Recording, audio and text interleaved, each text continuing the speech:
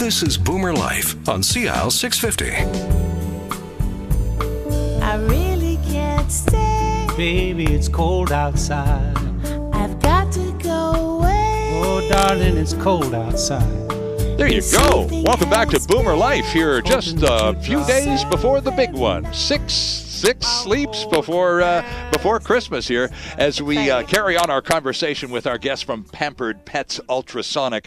Rhonda Hebert and Tamara Morin are in studio. This is kind of a serious moment in the conversation, and this is a very important part of the conversation.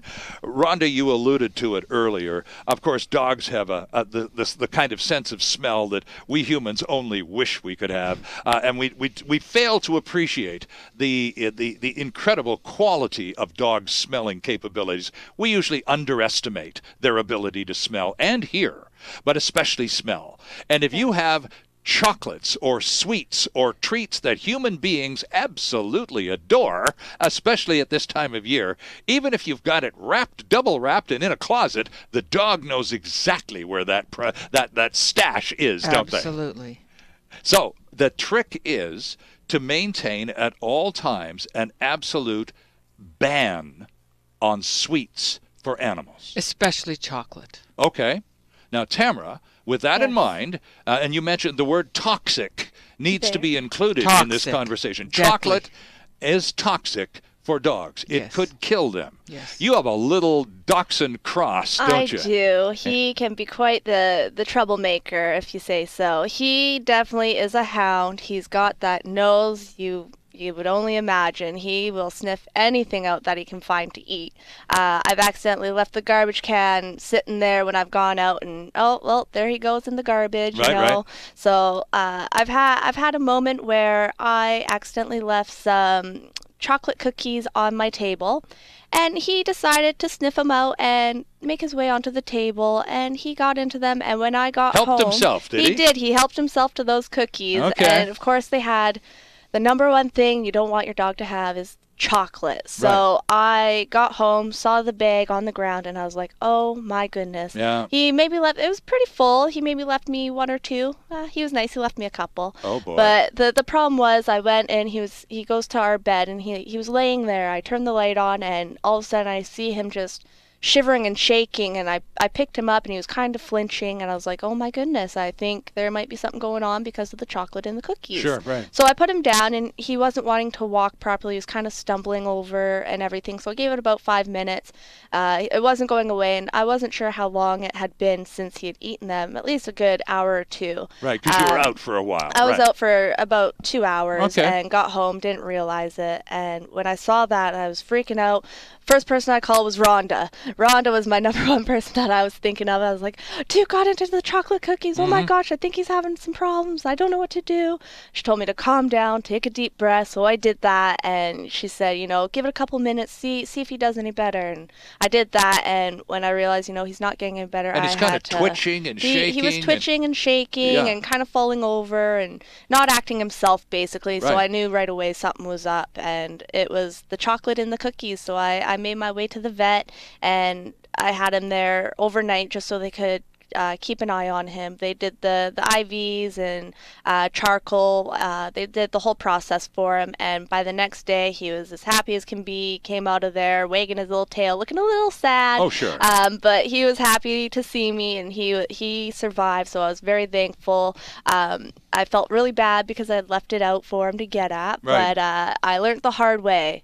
Keep that chocolate away. Anything bad for your dog, you don't want laying around where they can sniff it out. The upside is that Duke's still here, He is still here. He's still your best friend. He is still my best friend. And you're able to tell this story with a smile on your face, despite the fact that I'm sure the vet bill wasn't very funny. It wasn't very funny. It was a good couple $100, but hey, anything for my little guy. I was very, very happy and pleased that they were able to help him. But I guess, Rhonda, in the context of Tamara's story, a $200 vet bill is kind of getting off lightly because some of the chocolate can really mess up. And I guess the larger the dog, the more damage capable of being done, and therefore I think also coincidentally, the larger the vet bill. Well, and we're not veterinarians, so we don't know the extent of what chocolate can do to a dog, but we know, and we've been told by our friends the veterinarians, don't ever give your dog chocolate. Right. It's everywhere. So they've got to have comprehensive studies as to what it does to a dog's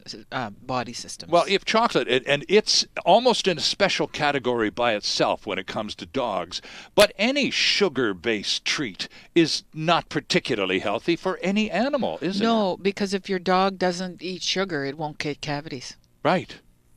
It's that simple. Sugar creates cavities. Right, but are there other additional adverse health side effects just from too much sugar? Certainly are in humans. They get fat. I was just going to say, it's the first Gain the symptom. pounds. The first symptom of too much sugar in a human being's diet is too many pounds. Yes. And So, same thing with the dog. Same thing with dogs. And it's harder to get weight off a dog than it is a human. And you know these foods, canned or bagged or otherwise, that are processed and made by big companies and stuff, do they use sugar in the ingredient list? Because those lists go on forever. I've read a couple dog food bags where I've seen, sorts of sugars hidden in there. Anything with an OSE, O-S-E, is sugar, right? Absolutely. So you got to definitely watch out for that in their foods, in their treats, and even in their toothpaste if you're brushing their teeth. Okay. Yeah. Interesting stuff. And molasses too. Molasses is brown sugar. Yes, it is. Yes. Okay. Are there particularly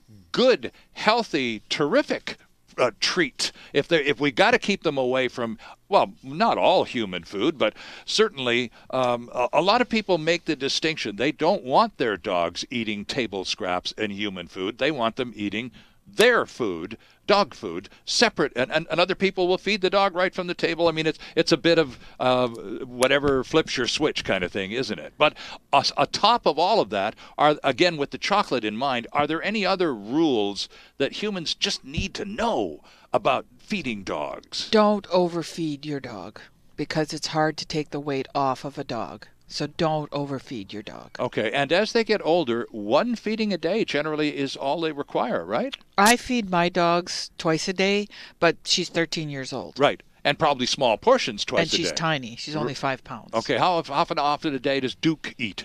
He could eat all day if he wanted to be honest. He's a hound dog, right? Yes, he is. I generally feed him, once in the morning and then once, while we're eating our dinner. So I'll put his food out, and I do, as Rhonda mentioned earlier with the toys and stuff, I have the slow feeder because he likes to gobble up his food. So I have to, and that can upset their tummy. So I have to use my slow feeder with him, and he'll nibble up his food. Well, and you watch a puppy eat. Oh my gosh, they inhale. They're like a vacuum. Oh, They'll it's just going. they just put the face over the bowl and go, and it's gone. Yeah. It's just astonishing. That can't be really good for the old digestive system now, can it? No, but they're puppies and they don't know how to I eat. know they don't. So again, with puppies in mind, do you sort of feed them small portions 3 or 4 times a day? That's what I do. Okay, that makes sense, doesn't it? Yeah. Because otherwise they'll just inhale this big bowl of food and walk around feeling awful for an hour. And they bloat. Yeah, Yes. exactly. Any other tips or tricks with respect to food and food suggestions, particularly with your profession, teeth in mind? Well, larger kibbles are generally better. The larger the kibble you can get, if you're going to feed your dog kibble, there's large kibbles out there, and that will work the tartar off the teeth. Small kibbles, they just inhale. So you want to make sure you have a nice large kibble that they actually have to work to get at it. Okay. We are fresh out of time, and you people have some shopping to do. I know Yes, I do. lots to do. And Christmas. no doubt a few animals to take care of between Yes. now and Yes. the 25th of this month. Yes. So from all of us here at Sea Isle 650 to you two and your team at Pampered Pets, Merry Christmas. Merry Christmas, Sterling. Thank you so much. See you Thanks next for time having- right here on Boomer Life.